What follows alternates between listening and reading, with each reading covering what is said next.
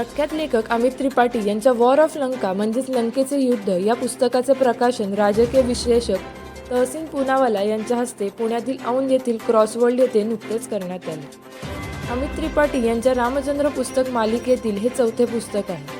पुस्तक प्रकाशनानंतर राजकीय विश्लेषक तहसीन पूनावाला यांनी लेखक अमित त्रिपाठी यांची प्रकट मुलाखत घेऊन संवाद साधला। आपल्या मुलाखतीत बोलताना अमित त्रिपाठी म्हणाले की आपल्या जीवनात श्वासाचे जितके अतूट नाते आहे तितकेच रामायणाचे भारताशी आहे।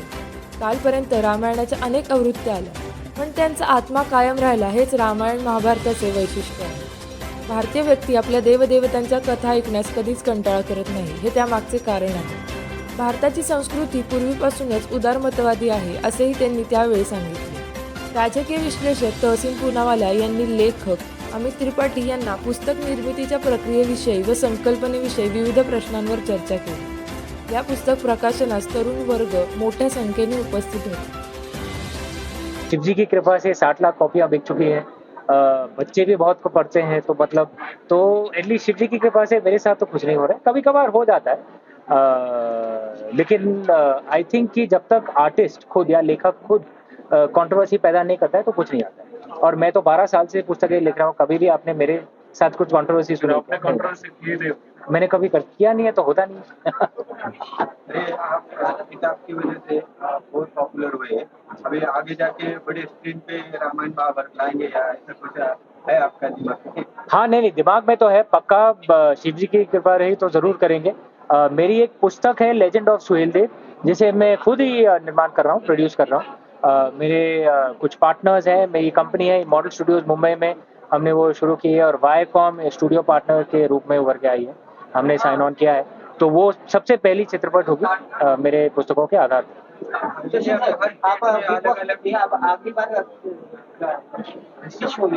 अभी करेंगे आगे।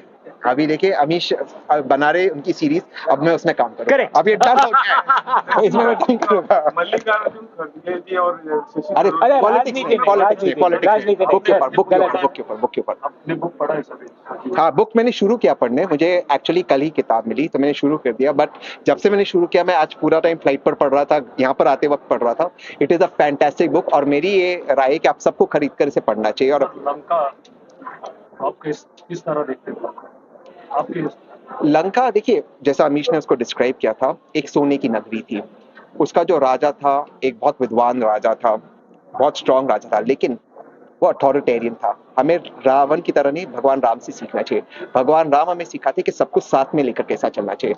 तो अगर हमें प्रेरणा लेनी चाहिए तो अयोध्या से लेनी चाहिए।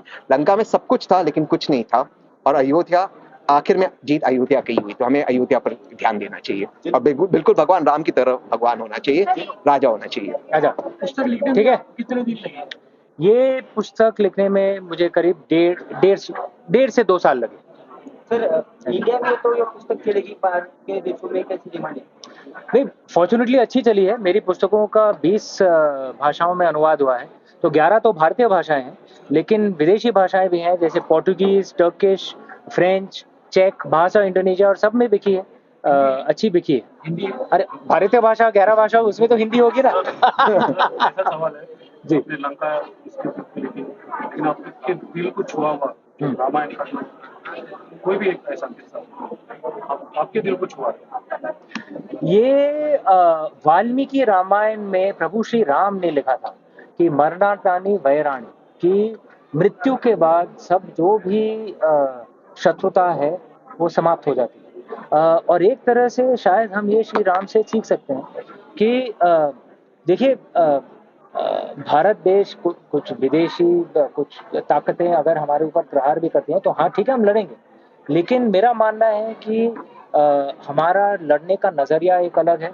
हम दूसरों पर प्रहार नहीं करते हैं, लेकिन कोई अगर हमारे ऊपर प्रहार करता है तो हम जी जान से हम लोग जवाब देते हैं उसको। लेकिन शत्रुता घर में नहीं आनी चाहिए। घर में हम सब भारतीय होते हैं, और मैं अभी विदेश में रह रहा हूँ, लंदन में। तो वहाँ पे एक्चुअली मैंने एक लाइन कहा था कि और ये तो एक्चुअली यूपी में प्रचलित लाइन है कि कौरव 100 और पांडव 5, दूजा आए तो 105। तो विदेश में हम सब एक हैं, हम सब भारतीय हैं, वो याद रखना चाहिए। चलिए।